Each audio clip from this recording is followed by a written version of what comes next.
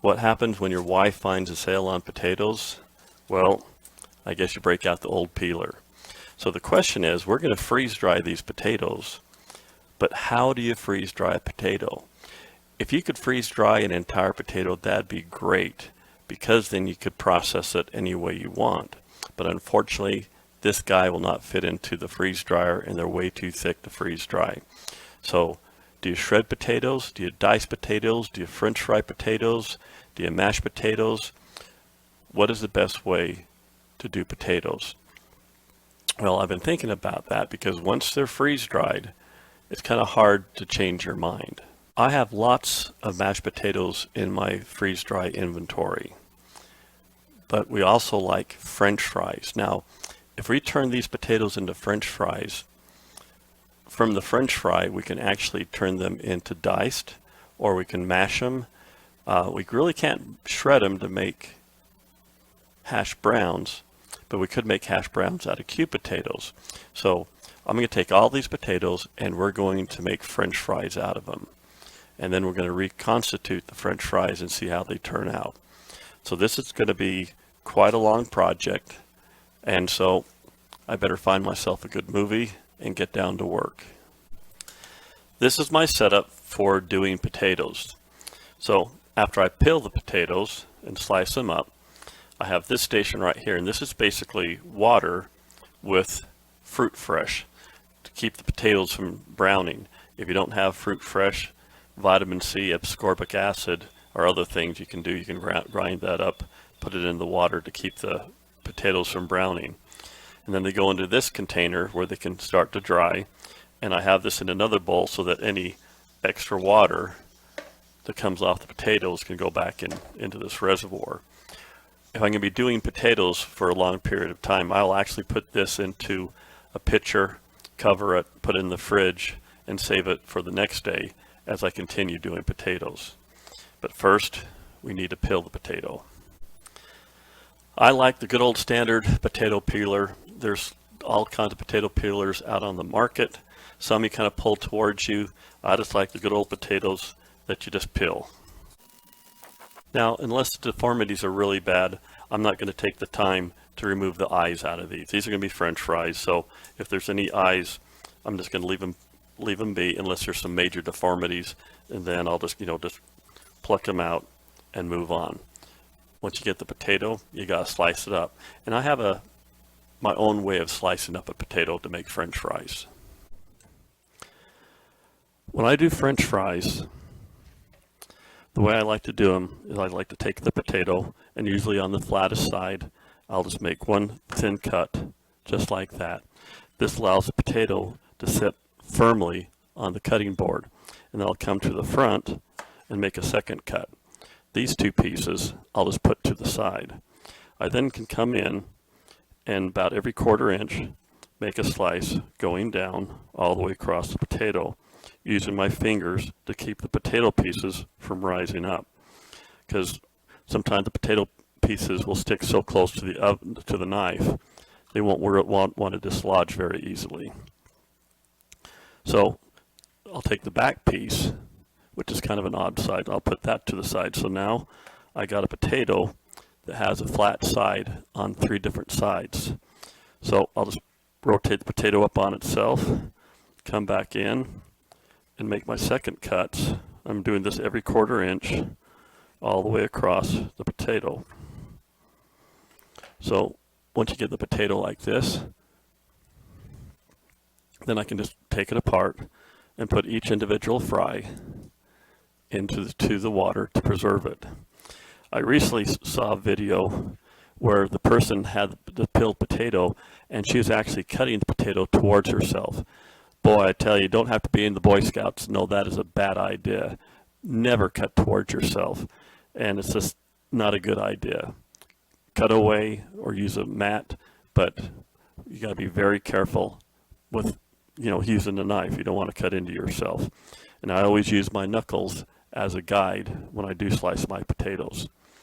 So anyway, we're going to go through and fill up my water treatment here with potatoes, and then once they've been soaked for just a minute or two, they go into this colander to dry and to drain before they go into the Harvest Right tray. And then these little end pieces I took off, I'll just stack them on top of each other and come in here and do 2 cuts. And I got these little pieces I can use. I mean, you don't really need to cut them up. You can just leave them how they are, more like a big fat potato chip, and throw them in the water.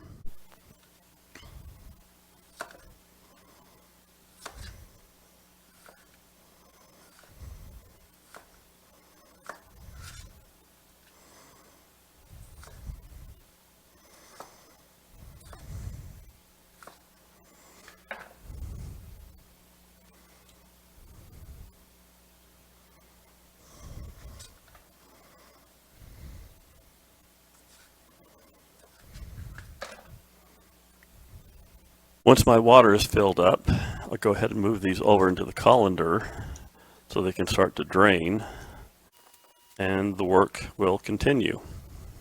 Once we get an adequate supply of fries, it's time to put them in the tray.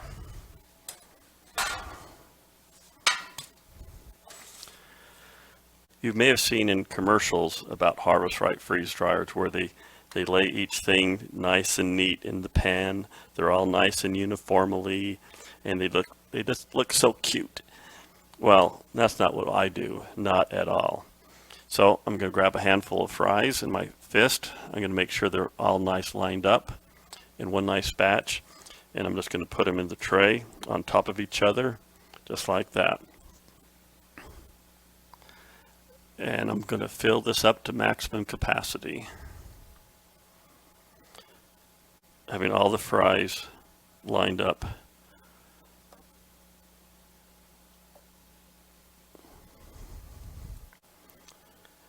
And I'm going to stack these, anywhere from 1.5 inches to 2 inches. Once you get to 2 inches, you got to be careful because it may not fit inside the freeze dryer. So you can kind of see where I'm going here. So you can see I've kind of really filled this tray up, and that's how I do it. Potatoes have a remarkable drying ability. Even when they're filled this full, these will dry, and it's time to go big or go home, basically. I made a video called Stack It Deep and Dry It Cheap, where I was able to show that when you really put a lot of food in a freeze dry tray, it's actually cheaper to do so and have the freeze dryer dry it a little bit longer than to do 2 separate batches. So stack it up and go for it, and you'll be amazed what kind of production you can get out of your freeze dryer. So this is all ready to go into the freezer. I pre-freeze all my food before I freeze dry it. Once my colander is empty, I'll take the water, put it back in my bowl, recycle it, and we start all over again. And here are the freeze-dried French fries. They kind of have the feeling and texture of styrofoam. They're extremely dry, and even though they're stacked really deep, the top one's dried just as easy as the ones below. So we're going to experiment with these and rehydrate them in different ways, and I'm going to run a batch of these without rehydrating at all, just putting these into hot oil and see what happens. But here we go. I have 2 bowls of water here. This is just 2 cups of hot water, and this is 2 cups of hot water, but with 1 tablespoon of sugar. Now I think one of the companies that makes the best French fries in the world is McDonald's, and I've always heard a rumor that McDonald's somehow adds sugar to their French fries. So we're going to do the same thing. So I'm going to take a handful here and put these just into the regular water, and a handful, and put those into the sugar water. And you can tell that how light these are because they actually float, but they do rehydrate quickly. And also one thing I've noticed with these in the past is as soon as they become wet, they start to darken in color. but that's nothing to worry about. I did put these in Fruit Fresh when I first made these, but we'll see what comes out. I let the fries soak for 10 minutes in hot water. This one was just the water by itself, and I'm not sure if you can see the color of these, but these have really gone to like a brownish, dark brownish red color, so they have oxidized quite a bit, but not to worry. So these have soaked, and they've almost become rubbery. They're not crisp by any stretch of the imagination. And if I cut them in two, you can see that the water has pretty much penetrated the potato tissue. So I'm going to put these on a paper towel, because the last thing we want to do is throw something that's really wet into very hot oil. And these are the ones that we put in sugar water. So I'm going to take these out, let them dry off just a bit, and then we will deep fry these. The French fries have been rehydrated, and I put them on paper towels. So these are the ones that are rehydrated in regular water. This was a sugar water, and as a comparison, these are the ones that have not been rehydrated. You can see how white these are and how much these have oxidized just from being wet. But we'll continue on with this. I mean, they don't look really appealing, but hey, it's food. So we're getting ready to go ahead and deep fry these. Okay, so the oil is ready. These are the fries that were just rehydrated with water.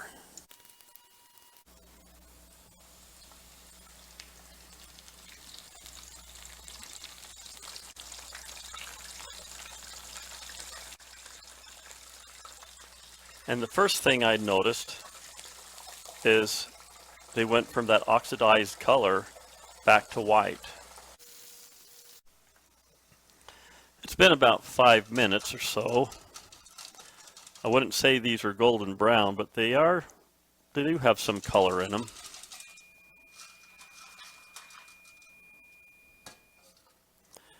And of course, we have to have some salt. And ketchup.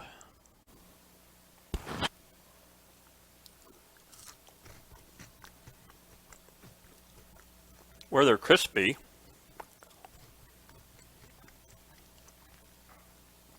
and they're quite edible actually.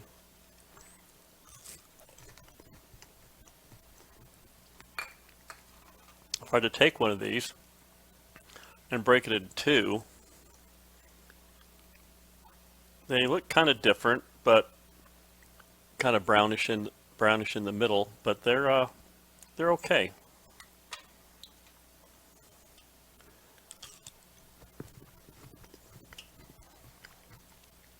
They taste like a French fry. They kind of taste like a French fry that was cooked once and then cooked a second time. They're not stale, but they're different. They're different good.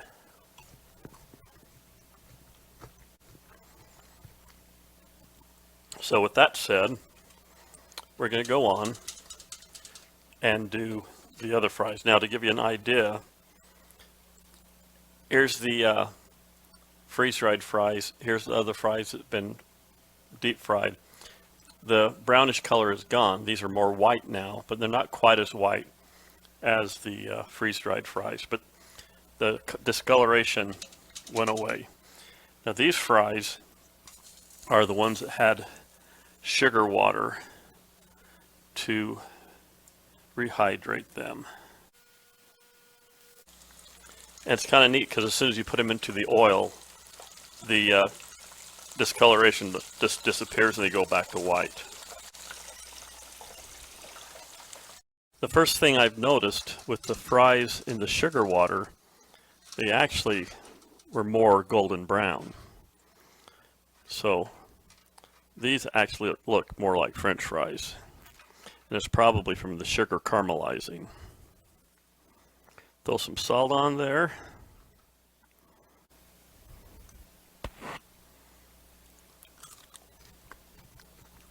A little bit more crisp.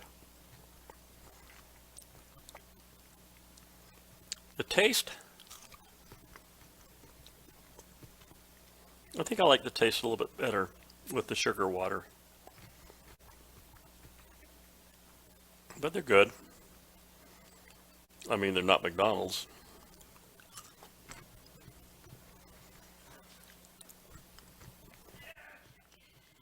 Okay, so the next thing we're going to do the French fries that have not been reconstituted. Just for the fun of it, we're going to see what happens to these things. And most likely, I have a feeling they're just going to float. Yep. They're just floating on top of the hot oil, and the oil is 400 degrees. Now, I'm sure you can see this as much as I can. Nothing's happening. They're not bubbling, they're not doing anything but just sitting there. And this oil is 400 degrees. They're just sitting there because they have no moisture in them. And it's the moisture that actually cooks the potatoes. The oil gets the moisture so hot, the moisture turns to steam, and the steam is what cooks the potato. Because these have no moisture, the potatoes aren't, the potatoes are getting hot, but they're not bubbling in the grease. And they're turning the color. I'm not sure if they're because they're actually being cooked or because they're just being like a big sponge absorbing the oil. But we'll give this 5 minutes like the other ones, and we'll see what happens. As I've been watching these cook, I finally figured out what these taste like. These French fries, they taste like a French fry that you got from a fast food place and you took them home and you put them in the refrigerator, and then the next day you put them in a microwave. That's what they taste like. They taste like reheated French fries. It's been 5 minutes, so it's time to take out the French fries that were not rehydrated.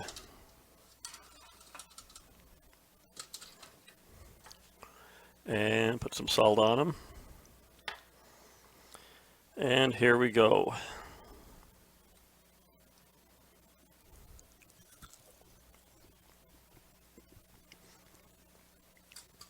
That is a most interesting taste.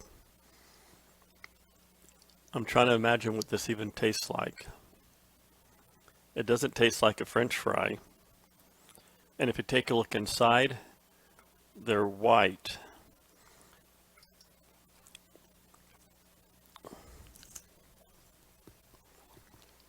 It's like eating hot foam. It's not really appealing at all. So I would not waste your time trying to deep fry freeze-dried French fries that haven't been reconstituted. So this is definitely something I would not do. All right, so let's say that we just don't want to eat French fries during the entire zombie apocalypse. So I have a bunch of my potato fries here, and we're going to see how well these will convert to mashed potatoes. So I got some boiling water here, and I'm just going to put a whole bunch of these in the boiling water, and hopefully they will reconstitute themselves at the same time they cook. So I'll need to monitor the water level and see what we can do.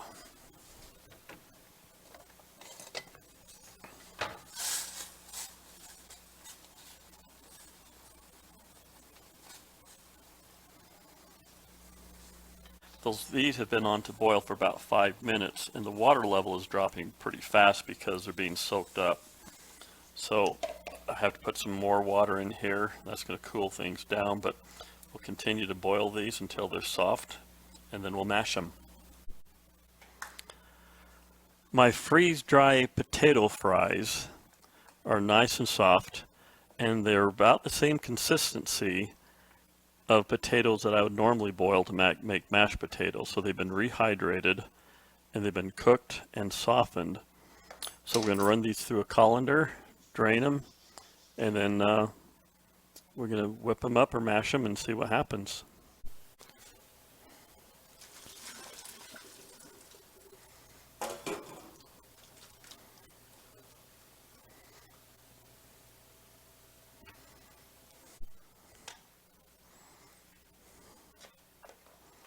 So those are our potato fries.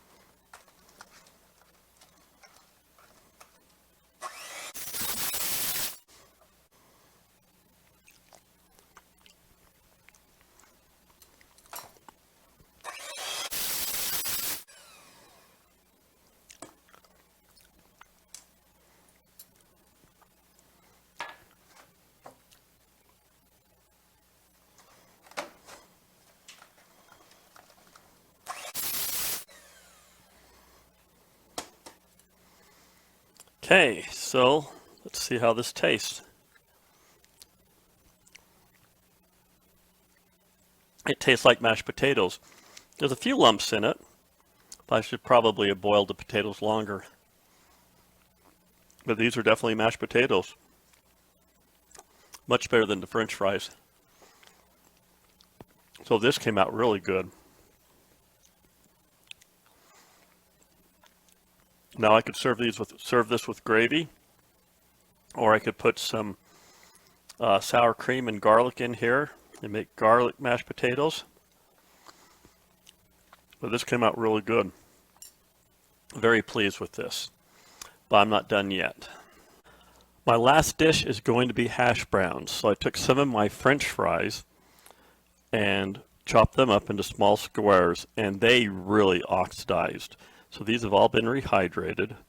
So we're going to go ahead and make some hash browns.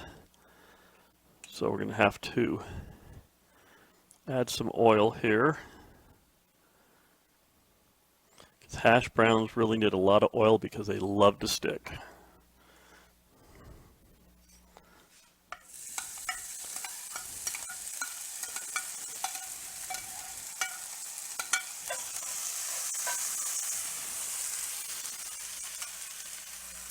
And I have some rehydrated green onions that I freeze dried.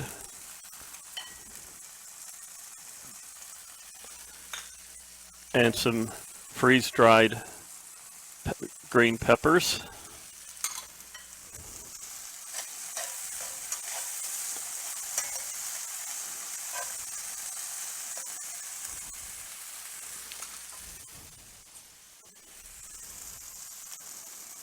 And a little bit of butter.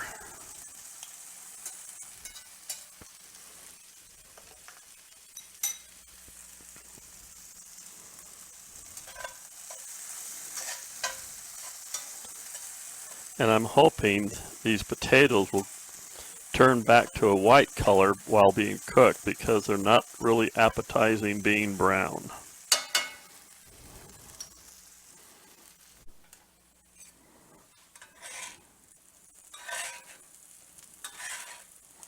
These are browning up quite nicely.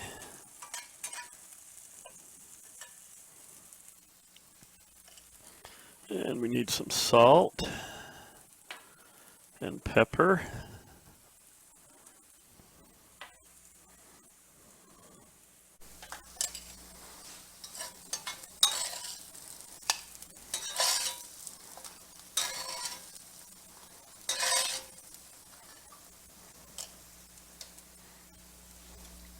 And let's try this out.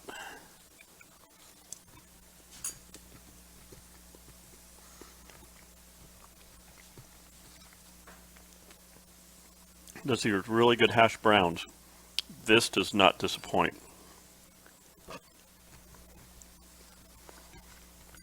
So we were able to make French fries and mashed potatoes and hash browns out of the French fried potato.